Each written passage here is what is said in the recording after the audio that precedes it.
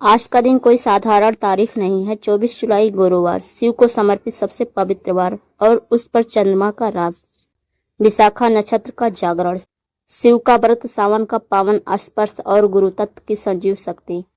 आज ब्रह्मांड की पांचों दिशाएं एक साथ खुल रही हैं। धन के द्वार, किस्मत के द्वार, समाधान के द्वार, संयोग के द्वार और शिव की कृपा के परम द्वार। विशेष तिथि विशाखा नक्षत्र गुरुवार एक साथ रहस्यमय चुंबकीय बन चुका है। आज का यह दिन आपके जीवन की हर असफलता को सफलता में पलट सकता है।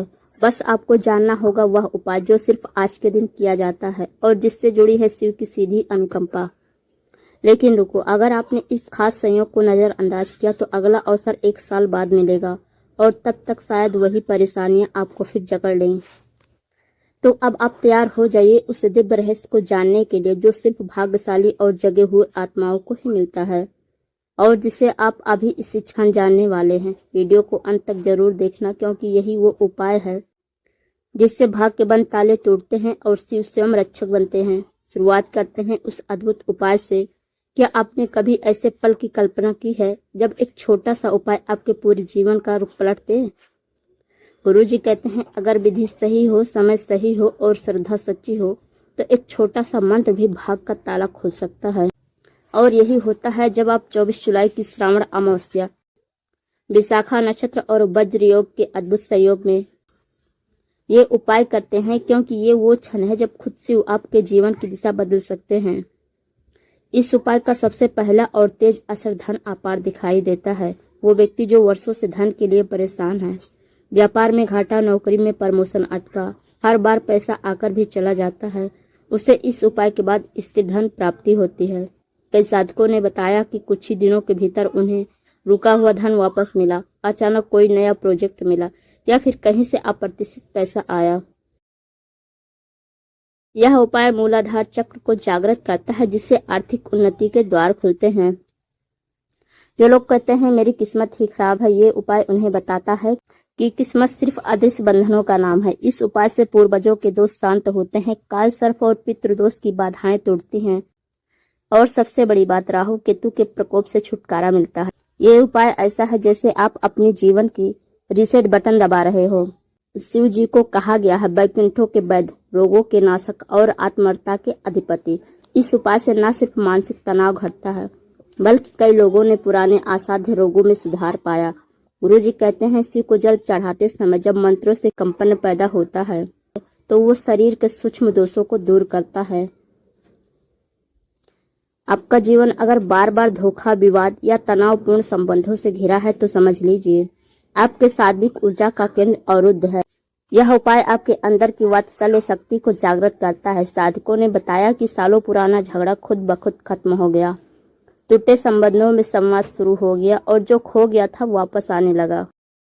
शिव उपासना से व्यक्ति का तीसरा नेत्र जागृत होने लगता है। जो लोग हमेशा दुविधा, भ्रम या भय में रहते हैं, उन्हें इस उपाय से स्पष्ट सोच, आत्मविश्वास और निर्णय क्षमता प्राप्त होती है। अब बात करते हैं चेतावनियों की, क्योंकि शक्ति के साथ जिम्मेदारी भी आती है। गुरु जी कहते हैं, जो सिर्फ लाभ की लालसा से शिव का स्मरण करता है उसे शिव केवल परीक्षा देते हैं, वरदान नहीं। अगर आप सिर्फ दिखावे के लिए ये उपाय करेंगे या सिर्फ एक वीडियो देखकर बिना भाव के उसे करेंगे तो ये उपाय आपके जीवन में हलचल तो मचाएगा पर लाभ नहीं देगा। 24 जुलाई की रात में जो ऊर्जा खुलती है वो सामान्य दिनों में नहीं मिलती। अगर आप इस दिन नींद में रहे या सिर्फ कल कर लूंगा सोचकर चूक गए तो ये मौका हमेशा के लिए चला जाएगा। गुरु जी कहते हैं, जो व्यक्ति समय आने पर निर्णय नहीं ले पाता उसे समय कभी दोबारा अवसर नहीं देता। अगर आप पूरी श्रद्धा नहीं रखते हैं या उपाय को मजाक समझते हैं या फिर शुद्धता और नियमों का पालन नहीं कर सकते तो ये उपाय आपके लिए नहीं है, क्योंकि शिव को बुलाना सरल है पर वे जब आते हैं तो आपके जीवन की हर चीज को साफ कर देते हैं, चाहे वो आपका अहंकार हो या आपका आलस्य। ये उपाय जैसे ही घर की ऊर्जा को शुद्ध करता है तो पहले वो नकारात्मकता हटती है जो लंबे समय से जमी होती है। इससे कुछ लोगों को सिर भारी होना, नींद में डर या चिड़चिड़ापन भी महसूस हो सकता है, पर घबराया नहीं, ये सब ऊर्जा परिवर्तन के संकेत हैं और 3 से 5 दिनों में सब सामान्य हो जाता है। ये उपाय व्यक्तिगत साधना है, इसे सिर्फ खुद के लिए करें। अगर आप इसे दूसरों की नकारात्मकता हटाने या किसी और को नियंत्रित करने के लिए करेंगे तो ये उल्टा प्रभाव डाल सकता है गुरु जी कहते हैं शिव सिर्फ उनको देते हैं जो सिर्फ खुद को बदलने आते हैं, दूसरों को नहीं।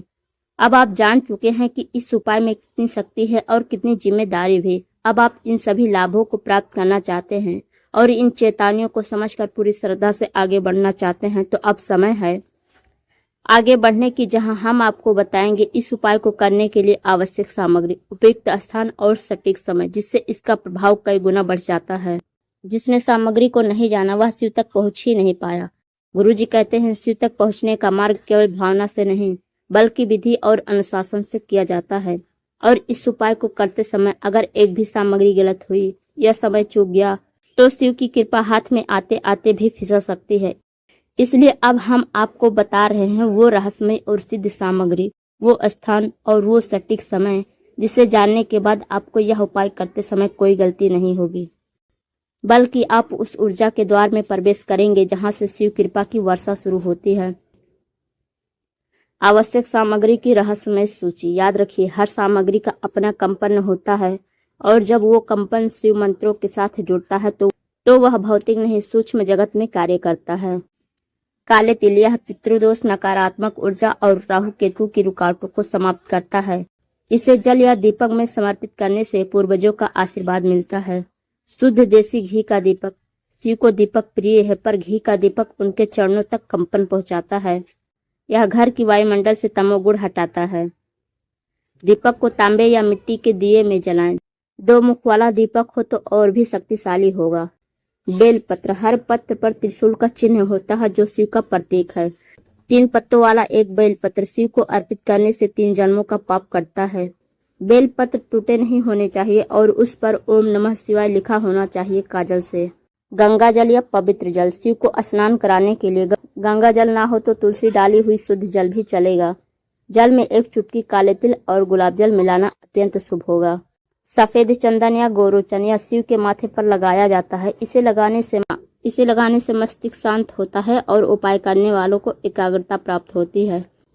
काले कपड़े में लपेटा हुआ लौंग और कपूर। लौंग और कपूर का मिश्रण जलाने से घर की बुरी आत्माएं, नजर दोष और मृत पूर्वजों की पीड़ा शांत होती है। लौंग की संख्या 5 होनी चाहिए और कपूर शुद्ध देसी हो। सफेद फूल, धतूरा, आक, चमेली या गुलाब। सफेद रंग शिव का प्रतीक है। ये फूल शिव की निष्कलंकता और विरक्ति का प्रतीक है। एक काला धागा, मौली, त्रिनेत्र, रुद्राक्ष। उपाय करते समय इसे अपने दाएं हाथ में बांधें। यह नकारात्मक ऊर्जा से बचाव करता है और उपाय की ऊर्जा को शरीर में स्थिर करता है। थोड़ा सा शुद्ध सिंधा नमक, यह वातावरण की ऊर्जा को संतुलित करता है। इसे एक कटोरी में रखकर पास रखें और अंत में बहते जल में विसर्जित करें। धूप, अगरबत्ती, लोबान, इनका प्रयोग वातावरण को शुद्ध और ऊर्जावान बनाने के लिए होता है। लोबान भूत बाधा और नजर दोष के लिए आवश्यक है। उपाय का सटीक स्थान कहाँ करें। अब बात करते हैं उस जगह की जहां बैठकर आप ये उपाय करेंगे तो आपकी साधना की शक्ति 10 गुना बढ़ जाएगी। गुरु जी कहते हैं स्थान जितना शांत हो शिव उतना ही निकट होते हैं। तो इन जगहों में से कोई एक चुने। अपने घर का उत्तर पूर्व कोना, ईशान कोण, जहां शिव का वास माना जाता है, यही दिशा ध्यान, साधना और जल चढ़ाने के लिए श्रेष्ठ है। यदि घर में मंदिर उत्तर पूर्व में नहीं है तो किसी भी साफ और शांत कमरे में एक सफेद चादर बिछाकर बैठें। दूसरा विकल्प है शिव मंदिर का एकांत कोना। यदि आप किसी मंदिर में ये उपाय कर सकते हैं तो कोशिश करें कि वह मंदिर कम भीड़ वाला हो। वहां शिवलिंग के पास एकांत कोना चुनें। जल चढ़ाने की अनुमति हो तो श्रेष्ठ, नहीं तो शिवलिंग की परिक्रमा कर सकते हैं।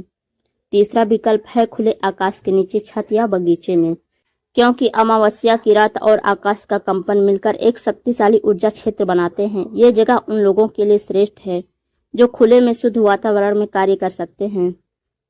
खुले में कार्य करते समय दीपक और सामग्री को ढक कर रखें ताकि हवा न लगे, बुझे नहीं। उपाय करने का सटीक समय कब करें। अब आई सबसे महत्वपूर्ण बात, समय, क्योंकि अगर आपने सही समय पर यह नहीं किया तो चाहे कितनी भी सामग्री इकट्ठा कर लो, ऊर्जा का द्वार नहीं खुलेगा। गुरु जी कहते हैं सावन की अमावस्या पर जब वज्र योग, विशाखा नक्षत्र और गुरुवार का संगम हो, उस दिन रात्रि के प्रथम प्रहर में शिव स्वयं पृथ्वी पर विचरण करते हैं। सर्वश्रेष्ठ समय रात्रि 9 बजे से लेकर 12:15 तक, मध्य रात्रि तक। यह वही समय है जब अमावस्या सक्रिय, विशाखा नक्षत्र विद्यमान और शिव कृपा का प्रवाह सबसे तीव्र होता है। यदि आप इस समय नहीं कर सकते हैं तो दूसरा विकल्प है रात्रि 7:15 से लेकर 8:45 तक। यह समय अभिजीत तुल्य मुहूर्त में आता है, जो साधना के लिए लाभकारी होता है। गुरुजी ने एक रहस्य बताया। यदि इस उपाय को करते समय साधक के समीप एक जल पात्र रखा जाए और उसमें तांबे का सिक्का डाला जाए तो उस जल की ऊर्जा से पूरा घर प्रभावित होता है। एक कांच या तांबे के लोटे में जल भरकर उसमें एक सिक्का और तुलसी का पत्ता डालकर रखें। उपाय के बाद उसे घर की तुलसी में या पीपल वृक्ष के नीचे चुपचाप अर्पित करें। अब आपके पास है सामग्री की रहस्यमय सूची, श्रेष्ठ स्थान की समझ और वो सटीक समय जो शिव कृपा के द्वार खोलता है। अब आप तैयार हैं सबसे महत्वपूर्ण चरण के लिए, जिसमें हम आपको बताएंगे उपाय की संपूर्ण विधि, मंत्र, कर्म और वो अंतिम क्रिया जिससे शिव आपके जीवन में प्रकट होते हैं। शिव की आराधना आरंभ की अवस्था। जिस उपाय की बात हम कर रहे हैं वो केवल पूजा नहीं, यह एक रहस्यमय प्रक्रिया है, एक तंत्रात्मक आराधना जिसे महापुरुष तपस्वियों ने वर्षों की साधना से सिद्ध किया है। गुरुजी कहते हैं जो इसे विधि पूर्वक करता है उसके भाग्य के ताले खुलने से कोई नहीं रोक सकता। इस प्रक्रिया में ऊर्जा, ब्रह्मांडीय संकेत और आत्मा की पुकार एक साथ मिलती है। यह साधना अपने आप में एक जागृत शक्ति है। चलिए अब इस विधि को विस्तार से जानते हैं। चरण 1, स्थान का पवित्रीकरण, शुद्धिकरण। जहां आप उपाय करेंगे वह स्थान अत्यंत पवित्र, शांत और उत्तर पूर्व दिशा ईशान कोण की ओर होना चाहिए। वहां गंगा जल छिड़के और उसे पंचगव्य, दूध, दही, घी, गोबर से पवित्र करें। जमीन पर सफेद कपड़ा बिछाएं और उस पर काले आसन का कुश या आसन रखें। आसपास किसी भी प्रकार का शोर या गंदगी नहीं होनी चाहिए। यह क्रिया साक्षात शिव को आमंत्रण देने के समान है। चरण 2, स्नान एवं शुद्ध शरीर। स्नान में मिट्टी या उपटन लगाएं और फिर जल से स्नान करें। पुरुष सफेद धोती और महिलाएं पीले वस्त्र धारण करें। सिर ढका होना चाहिए। मस्तक पर चंदन, भस्म या त्रिपुंड लगाना अनिवार्य है।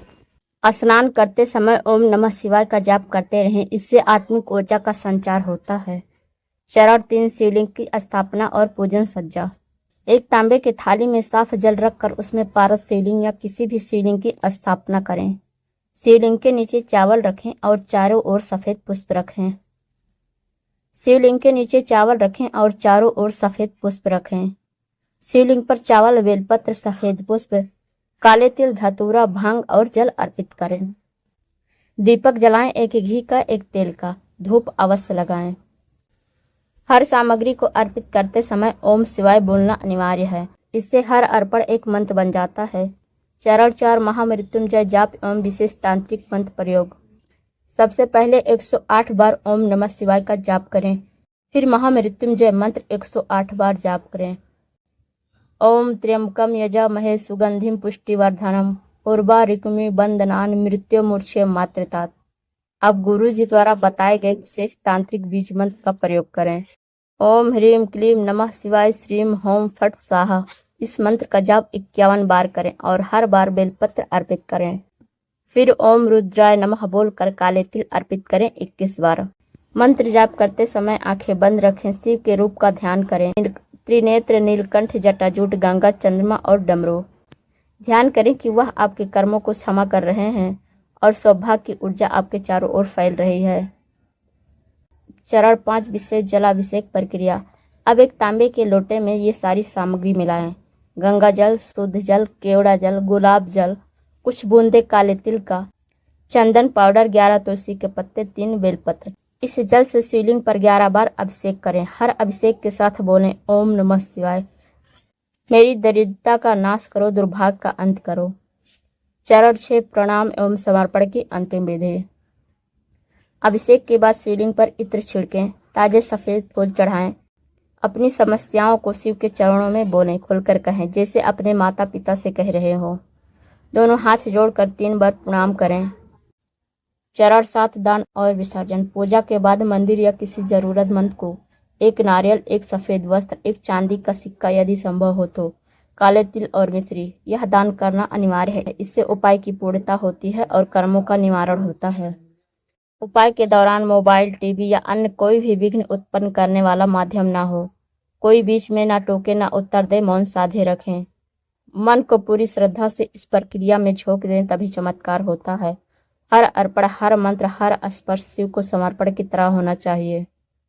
जब ये पूरा उपाय संपन्न हो जाए तो एक बात याद रखें, अगले 24 घंटे तक किसी को इस उपाय के बारे में ना बताएं। इस रहस्य को अपने भीतर संभालें, यह शक्ति आपके जीवन की दिशा बदलेगी। गुरुजी कहते हैं, शिव वो है जो बिना बोले सुनते हैं, बिना दिखे भी सहारा देते हैं और बिना मांगे भी देते हैं, सिर्फ तब जब श्रद्धा असली हो। गुरुजी कहते हैं, जहाँ आस्था होती है वहाँ चमत्कार भी होते हैं, लेकिन जहाँ विधि में चूक होती है वहाँ प्रणाम अधूरा रह जाता है। यही गुरुजी का मूल संदेश है। अब जब आपने इस विशेष मासिक शिवरात्रि की दिव्य तिथि पर दुर्लभ संयोग के साथ संपन्न होने वाले इस रहस्यमय उपाय को जान लिया है, तो आइए अब उन जरूरी बातों की ओर बढ़ते हैं जो इस प्रक्रिया को पूर्णता प्रदान करेगी। याद रखिए, उपाय तभी प्रभावी होता है जब हर छोटी से छोटी बात का ध्यान दिया जाए। यही कारण है कि अब हम आगे बताएंगे विशेष सावधानियां। इन बातों का ध्यान रखें। विधि के समय कोई टोका टोकी ना हो। पूजा और उपाय के समय आपका मन, स्थान और वातावरण तीनों पवित्र और शांत होने चाहिए। कोई भी आपको पुकारे, बीच में आए या आप खुद मोबाइल देख लें तो प्रभाव कम हो सकता है। व्रत या सात्विक भोजन का पालन, अगर संभव हो तो उस दिन व्रत रखें, नहीं तो दिन भर सात्विक भोजन करें, बिना प्याज, लहसुन, अंडा, मांस और तामसिक चीजों के। नकारात्मक सोच से दूर पूरे दिन और विशेषकर उपाय करते समय मन में कोई नकारात्मक विचार न आने दें या किसी के लिए द्वेष। जो लोग उपाय करते समय खुद पर भरोसा नहीं करते, उनके परिणाम अधूरे रह जाते हैं।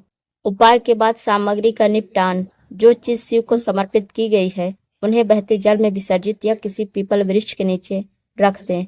कभी भी पूजन सामग्री को कूड़े में ना फेंकें। उपाय की गोपनीयता, गुरुजी कहते हैं, तंत्र और मंत्र तब तक फल देते हैं जब तक वे गुप्त रहते हैं। इसलिए इस उपाय को किसी से साझा ना करें, ना ही अगले दिन जाकर किसी को बताएं कि आपने क्या किया। रात्रि के समय मौन व्रत, रात्रि को उपाय करने के बाद यथायाथ संभव मौन रहें। अगर मौन ना रख सकें तो कम बोलें और आध्यात्मिक विचार में रहें। शिव जी का अपमान ना करें, कभी भी उपाय के तुरंत बाद उनकी निंदा ना करें, जैसे कुछ हुआ नहीं, कुछ बतला नहीं। ईश्वर कर्म देखता है, परिणाम देता है, पर समय के अनुसार। इस उपाय से जुड़ा रहस्य और आशीर्वाद की अंतिम कुंजी। गुरुजी कहते हैं, मासिक शिवरात्रि की रात्रि जब चंद्रमा अंधकार के बीच जल और वायु से घिरा होता है, तब शिव तंत्र का प्रभाव 2 गुना हो जाता है। इस काल में किया गया उपाय सीधे आत्मा को छूता है, इसलिए यह मात्र उपाय नहीं, यह चक्र परिवर्तन ऐसा ऊर्जावान हस्तक्षेप है जो आपकी कुंडली के दोषों को काट सकता है। अगर आप इस उपाय को भावपूर्वक, विधिपूर्वक और पूर्ण समर्पण के साथ करेंगे तो आपको यह चमत्कारिक लाभ दिखाई देंगे। अचानक धन प्राप्ति के अवसर खुलने लगेंगे। रुके हुए काम, कोर्ट कचहरी या नौकरी से संबंधित बाधाएं हटेंगी। नकारात्मक ऊर्जा या बुरी नजर से सुरक्षा मिलेगी। घर में शांति और समृद्धि बढ़ेगी। बुरा समय धीरे धीरे खत्म होने लगेगा। आपके शत्रु स्वयं पीछे हटने लगेंगे। आपकी आत्मा को और आंतरिक बल को और दिशा मिलेगी। गुरुजी कहते हैं, जो इस उपाय को मासिक शिवरात्रि के दुर्लभ संयोग में करेगा, उनके जीवन में जो राहें बंद थी वे धीरे धीरे स्वयं खुलेंगी। पर ध्यान रखना, यह उपाय कोई जादू नहीं, यह तुम्हारे भाग का नया मोड़ देने का माध्यम है। इसमें आस्था जितनी गहरी होगी, परिणाम उतने ही अस्थायी होंगे। इसलिए इस उपाय को करके आप केवल शिव जी का आशीर्वाद ही नहीं पा रहे, बल्कि आप अपने जीवन के दरवाजे पर शिव तत्व को आमंत्रित कर रहे हैं। अगर आपने इस वीडियो को यहाँ तक देखा है तो आप उन चुनिंदा लोगों में से हैं जो अपने जीवन में सच में बदलाव चाहते हैं। तो इस शिवरात्रि एक पूरे विश्वास से यह उपाय करके देखिए। शिव आपके जीवन में ऐसा परिवर्तन लाएंगे जिससे आप शब्दों में नहीं बच सकेंगे।